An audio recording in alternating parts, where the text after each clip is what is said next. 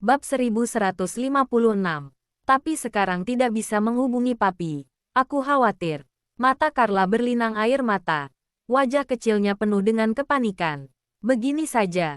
Mami coba hubungi papi. Tracy menenangkannya. Jangan khawatir. Tunggu Mami pulang ya. Ya, Carla baru bisa bernapas lega. Lalu mengangguk dengan patuh. Mami pergi kerja dulu saja. Carlos sudah memperhitungkan waktu.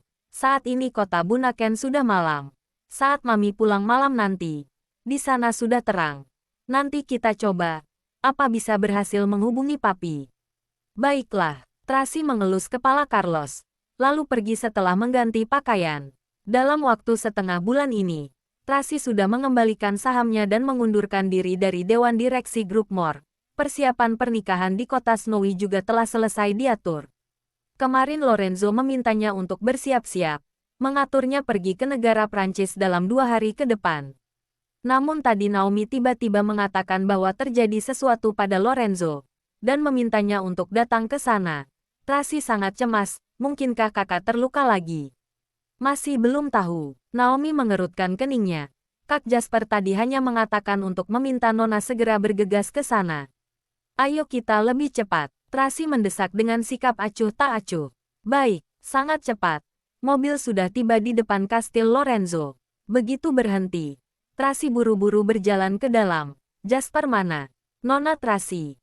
Jasper ada di lantai atas. Para pelayan mengantarnya ke lantai atas. Nona jangan khawatir. Tuan sebentar lagi akan kembali.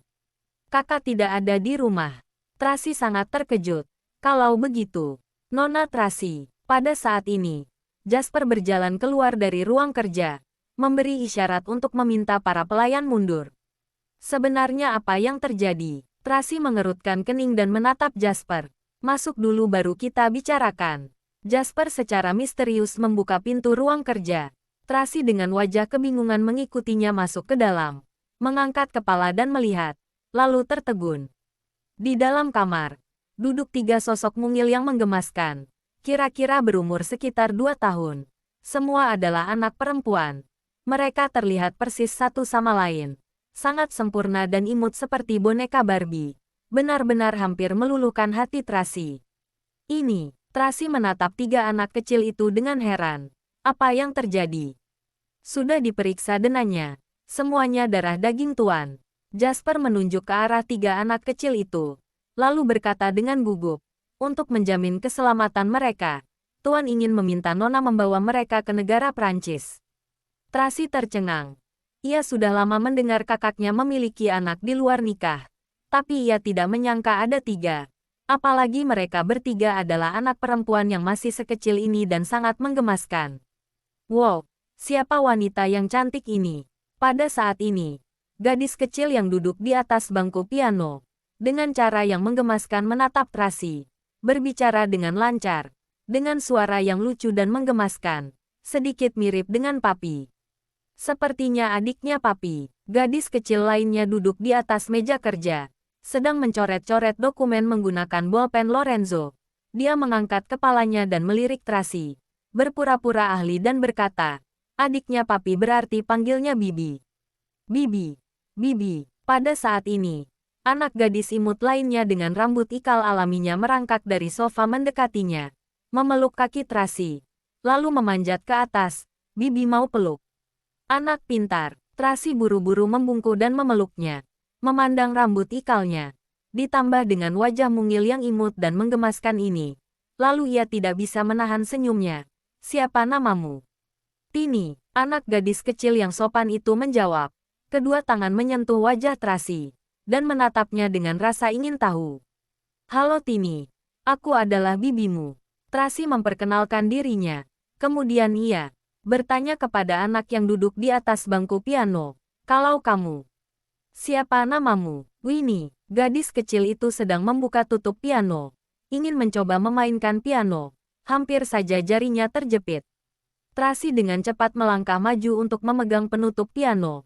Lalu membujuk dengan lembut. Anak pintar, sekarang jangan main dulu. Kamu akan melukai dirimu sendiri. Nanti Bibi ajari cara bermain piano. Oke. Bab 1157. Aku bisa main piano. Winnie menyedot ingusnya. Dengan ekspresi wajah yang serius berkata, aku pintar main piano Bibi. Oh, dia ingin kamu berhenti mengganggunya sekarang. Gadis kecil di atas meja kerja itu berkata tanpa mengalihkan pandangannya. Namaku Biti. Halo Bibi. Halo, Tracy tidak bisa menahan tawanya. Nama ketiga anak ini sungguh mudah diingat. Mereka benar-benar sangat imut. Sedikit mirip Carla saat masih kecil. Tetapi rambut mereka ikal secara alami. Rambutnya juga sangat tebal. Tampang mereka sedikit mirip blasteran. Jadi mereka lebih kelihatan seperti boneka Barbie. Ini semua adalah nama panggilan. Nama formalnya belum diberikan. Jasper menambahkan, di mana ibu mereka? Tracy bertanya dengan suara rendah. Sulit dijelaskan. Jasper sepertinya tidak bisa berkata-kata. Jangan bahas ini dulu. Pesawat pribadi sudah disiapkan. Tuan memintaku mengantar kalian ke bandara tepat jam 1 nanti. Lalu ketiga anak ini, mohon bantuannya. Apa yang terjadi? Tracy bingung. Sekarang sudah jam 12. Jam 1 sudah harus berangkat. Benar, Jasper menganggukkan kepala. Nona cepat minta seseorang untuk berkemas. Saat Tuan pulang nanti, Tuan akan mengatakan beberapa patah kata pada Nona. Lalu kita akan berangkat. Kapan kakak pulang? Tracy mengerutkan kening dan bertanya. Seharusnya sudah mau tiba. Jasper melihat jam tangannya. Paling lama 10 menit lagi. Tracy hanya bisa membiarkan Naomi kembali dan meminta seseorang untuk mengemasi barang bawaannya, mempersiapkan dokumen, dan meminta mereka mengabari Carlos dan Carla. Jam 1 berangkat ke bandara. Naomi segera kembali dan mempersiapkannya. Kebetulan ada waktu luang selama menunggu. Tracy duduk di atas sofa, mengobrol dengan ketiga anak itu. Tini lebih manja, masuk ke dalam pelukan Tracy, mengobrol dengannya tanpa henti. Winnie masih memainkan pianonya, sementara Biti lanjut menulis dan menggambar di atas meja kerja. Tracy, pada saat ini, Lorenzo bergegas kembali dengan tergesa-gesa dan mendorong pintu ruang kerja. Melihat ketiga anak itu, ekspresinya yang selalu tenang itu menjadi rumit, keningnya berkerut. Papi, tiga gadis kecil imut itu melihat Lorenzo, segera berlari ke arahnya. Tini memegang yogurt yang baru dibuka di tangannya. Baru berlari beberapa langkah, lalu terdengar suara gedebuk, ia terjatuh di lantai. Yogurtnya tumpah dan mengenai seluruh wajahnya. Ia masih sempat menjulurkan lidah kecilnya untuk menjilat yogurt itu. Winnie yang sedang memainkan piano, melangkah dengan kaki yang pendek, berlari dan melemparkan dirinya ke dalam pelukan Lorenzo. Lembaran not piano di tangannya mengenai wajah tampannya. Lalu, Biti yang di depan meja kerja, berlari dengan bolpen dan dokumen yang dipenuhi dengan coretan menyerupai bola besi. Hendak berlari memeluk ayahnya dengan tangan kecil yang berlumuran tinta bolpen. Lorenzo mengambil dokumen itu dari tangannya, lalu mengerutkan kening dan bertanya, siapa yang menyuruhmu coret-coret di atas dokumen ini? Proyek yang bernilai puluhan miliar itu, dirusak begitu saja oleh si kecil. Papi memarahi aku, mulut Biti mengempis. Lalu terdengar suara tangisan. Wah, suara tangisan itu sangat menular. Seketika Tini dan Winnie juga ikut menangis. Tangisannya nyaring dan kuat, bergema di seluruh sudut ruang kerja. Lorenzo mengangkat tangan dan menutupi dahinya, merasakan kepalanya sakit sekali. Para tuan putri kecil, jangan nangis, jangan menangis lagi. Jasper tiba-tiba panik, tidak tahu harus berbuat apa. Sayang-sayangku, jangan nangis, jangan nangis. Bibi ada di sini. Tracy buru-buru melangkah maju menghibur ketiga anak kecil itu. Pertama ia menggendong Tini yang terjatuh di lantai, membersihkan wajah yang dipenuhi yogurt dengan handuk basah, lalu mengambil lembaran not piano di tangan Winnie. Kemudian mengambil bolpen yang ada di tangan Biti dan membersihkan tinta di tangannya. Kemudian ia memeluk ketiga anak kecil itu dalam pelukannya, membujuk sambil tersenyum. Sayang-sayangku. Rumah Bibi adalah sebuah kastil besar yang sangat indah. Lalu ada kakak laki-laki dan perempuan yang akan menemani kalian bermain. Kalian mau bertamu ke rumah Bibi? Mau. Ketiga anak kecil itu segera mengacungkan tangan kecil mereka, dan menjawab dengan serempak. Bab 1158. Kalau begitu kalian yang patuh ya, makan camilan dulu. Kemudian ikut Bibi pulang. Oke. Tracy membujuk mereka pergi ke ruang istirahat untuk makan camilan, juga membiarkan Paula dan dua pelayan lainnya untuk menemani mereka. Oke, ketiga anak ini tersenyum dalam sekejap. Anak baik, Tracy mengusap-usap rambut mereka yang cantik dan ikal, kemudian pergi ke ruang kerja. Lorenzo melihat ruang kerja yang sudah berantakan, mengerutkan keningnya. Dia sangat suka kebersihan dan ada gangguan OCD. Akan mudah marah ketika melihat barang-barang yang tidak rapi. Anak-anak melakukan sesuatu selalu tidak masuk akal. Tracy membereskannya sambil berkata dengan tersenyum. Melihat kakak memiliki anak, aku sungguh merasa senang. Sebelumnya ada rumor yang mengatakan bahwa Lorenzo homo. Bahkan Tracy hampir mempercayainya. Karena dia tidak pernah bersama wanita. Tidak peduli secantik apapun wanita di depannya. Dia tidak akan meliriknya sama sekali. Selain itu, dia sangat menolak wanita yang mendekatinya, bahkan menolak percintaan antara pria dan wanita. Seorang pria berusia 33 tahun, tetapi masih perjaka. Jika mengatakan ia tidak tertarik pada wanita juga tidak ada orang yang percaya. Jadi, ada rumor di luar yang mengatakan bahwa dia homo. Bahkan Tracy pun hampir mempercayainya. Namun, sekarang kenyataan membuktikan bahwa Lorenzo adalah pria normal. Tracy sangat penasaran, seperti apa wanita yang membuat kakaknya jatuh cinta itu. Apanya yang perlu digembirakan? Tiga iblis kecil. Lorenzo mengerutkan keningnya. Mengenai anak-anak, dia sepertinya tidak memiliki banyak perasaan dengan mereka. Malah sedikit bingung dan tidak tenang. Sepertinya tidak tahu bagaimana menghadapi ketiga anak ini. Tracy tertawa. Anak-anak lebih nakal. Carlos, Charles, dan Carla saat kecil juga seperti ini. Sampai sekarang Charles masih nakal. Kalau semuanya seperti Carlos itu bagus. Lorenzo merasa alangkah baiknya jika setiap anak bisa seperti Carlos. Sifat setiap anak berbeda, Tracy berkata sambil tersenyum. Tini, Winnie, Bitty lumayan lucu. Aku sangat menyukai mereka. Kamu suka kamu bawa dan besarkan mereka saja. Lorenzo seolah-olah menunggunya untuk mengucapkan kata-kata ini. Cepat bawa mereka pergi. Apa kakak rela? Tracy mengerti bahwa kakaknya ingin menjamin keselamatan anak-anak itu. Makanya membiarkannya membawa mereka pergi bersama. Lorenzo menatapnya dengan dingin. Dia mengalihkan topik pembicaraan dan bertanya pada Jasper, siapa yang mengantar anak-anak kemari? Ekspedisi yang mengirim mereka ke perusahaan. Jasper menjawab dengan suara rendah. Untungnya Jeff menemukan mereka tepat waktu dan segera memberitahuku.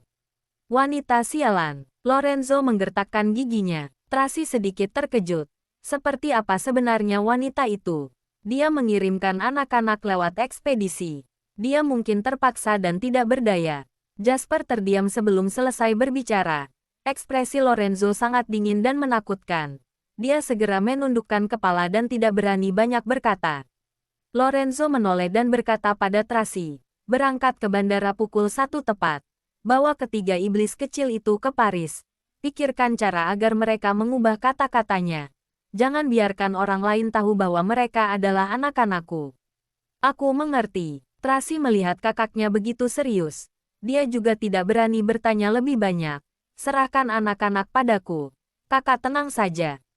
Pergilah. Lorenzo berbalik badan dan pergi. Awalnya Tracy ingin berkata beberapa patah kata lagi padanya. Tetapi melihat punggungnya yang pergi dengan tegas, dia menarik kembali kata-kata yang ingin dia ucapkan. Ayo kita berangkat. Masih harus kembali untuk menjemput kedua anak. Jasper berkata dengan hormat. Aku akan mengantar Nona. Ya, Tracy pergi ke kamar sebelah untuk membujuk ketiga anak. Itu pergi bersamanya. Membawa mereka dan bersama-sama kembali ke kastil Tracy. Untungnya, ketiga anak ini tidak menempel pada Lorenzo. Terhadap Tracy juga ada semacam rasa kedekatan dan kepercayaan. Hanya perlu membujuk mereka beberapa patah kata saja. Saat naik mobil, Tracy menoleh ke arah ruang kerja di lantai 2. Dia berpikir apakah kakaknya akan melihat kemari melalui jendela. Dia mengajari anak-anak untuk mengatakan, anak-anak, ucapkan sampai jumpa pada papi. Papi, sampai jumpa. Ketiga anak itu melambaikan tangan ke udara. Bab 1159. Lorenzo tidak muncul di dekat jendela. Sama sekali tidak ada rasa tidak rela seperti yang Tracy bayangkan. Tracy melihat-lihat lagi jendela kamar tidur utama. Juga tidak ada gerakan apapun. Kelihatannya dialah yang terlalu banyak berpikir. Tracy menggelengkan kepala dengan tidak berdaya dan membawa anak-anak naik mobil. Wah, ini sangat lucu. Begitu naik mobil, Tini sudah melihat boneka Barbie yang Carla tinggalkan di dalam mobil. Dia segera memeluknya. Juga bermain dengan bonekanya. Apa ini? Winnie juga menemukan penemuan kecil yang Carlos tinggalkan di dalam mobil. Dia mengutak-atik dalam waktu yang lama, tetapi tidak tahu cara memainkannya. Berikan padaku. Bitty mengambilnya dan mulai mengutak-atiknya. Dia juga tidak tahu bagaimana cara memainkannya. Dia malah membongkar suku cadangnya satu persatu. Anak baik, tidak boleh membongkar ini ya. Paula ingin menghentikannya. Tracy memberi isyarat tangan untuk memintanya jangan mengganggu anak-anak. Nanti disatukan kembali saja. Bitty kembali merakit suku cadang dengan serius. Winnie merasa bosan. Dia bersandar di sofa dan menguap. Kakinya yang kecil dan gemuk tergantung di tepi sofa dan bergoyang-goyang. Tampak sangat lucu. Jari-jarinya masih seperti sedang memainkan piano di sofa. Ketika melihat ketiga anak ini, Tracy tersenyum dengan lembut. Mereka tiba di kastil Tracy dengan sangat cepat. Tracy meminta pelayan wanita untuk memakaikan jaket pada mereka, kemudian menggendong mereka satu persatu turun dari mobil. Ketika hendak menggandeng mereka masuk.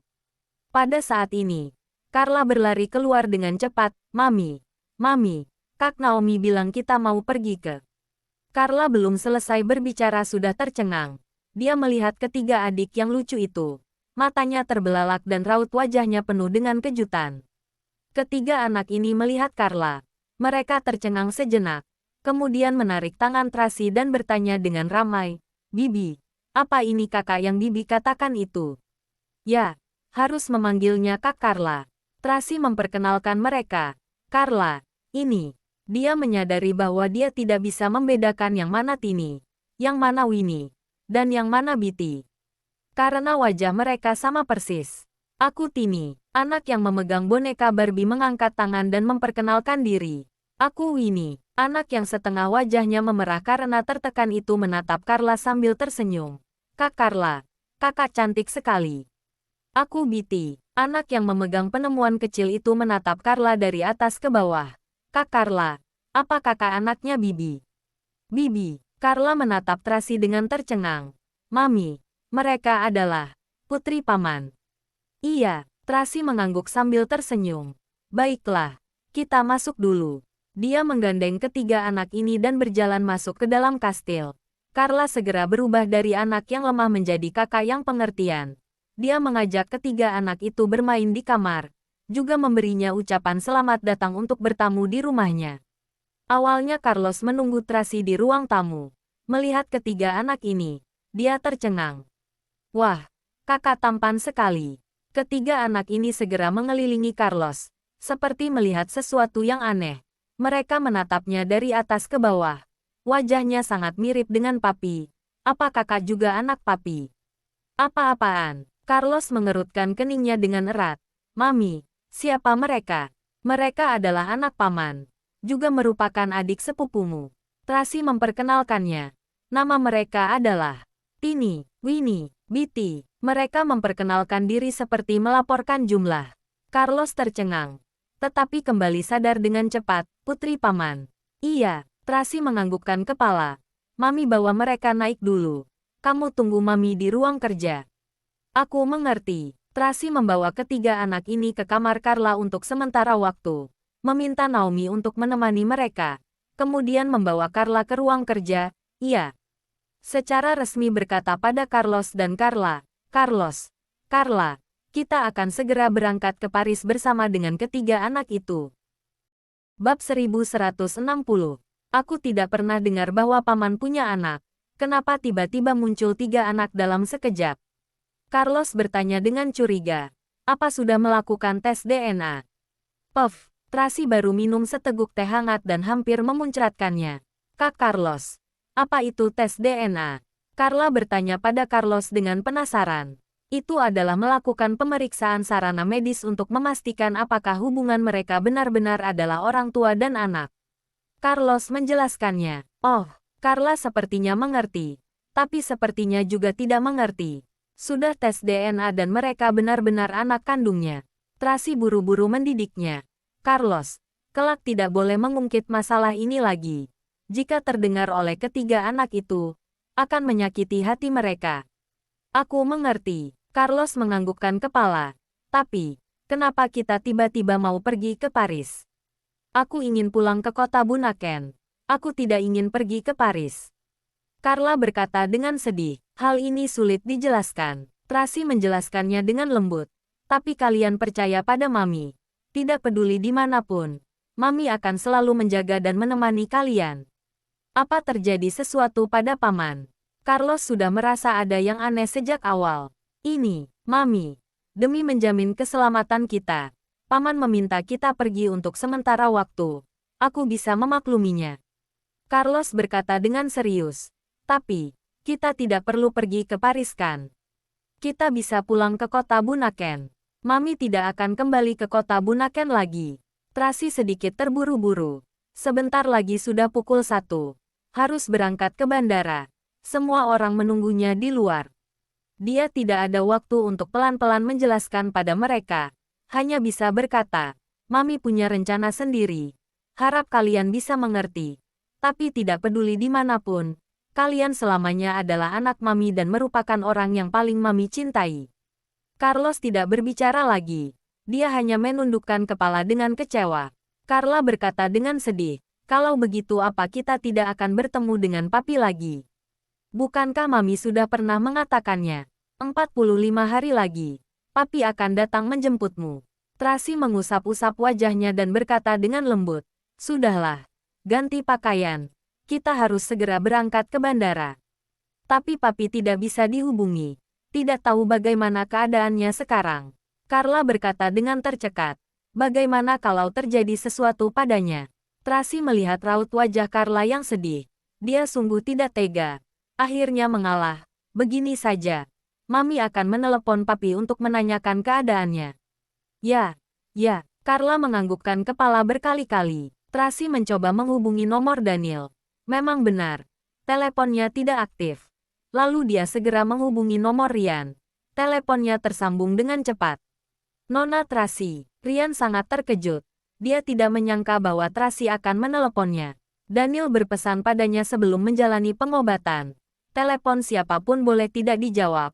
Tetapi jika Tracy yang menelepon, ia harus menjawabnya. Ponsel Daniel tidak aktif. Apa yang terjadi? Tracy bertanya dengan terus terang. Presdir Daniel sedang di negara Maple mengurus masalah di kantor pusat.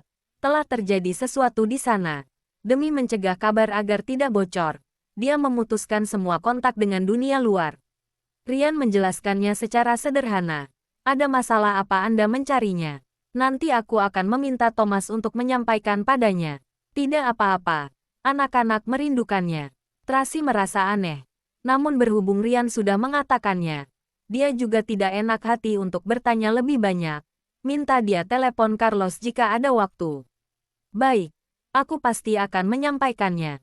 Ryan berkata dengan hormat. Terima kasih. Tracy menutup telepon dan berkata pada kedua anaknya. Kalian sudah mendengarnya. Papi sedang mengurus sesuatu. Tunggu papimu lebih leluasa. Dia akan menelepon kalian. Baiklah. Carla mengerucutkan bibirnya dan menganggukkan kepala dengan sedih. Terima kasih Mami. Carlos tetap merasa ada yang aneh. Tapi tidak yakin. Hanya bisa melaksanakan perintah maminya dengan patuh.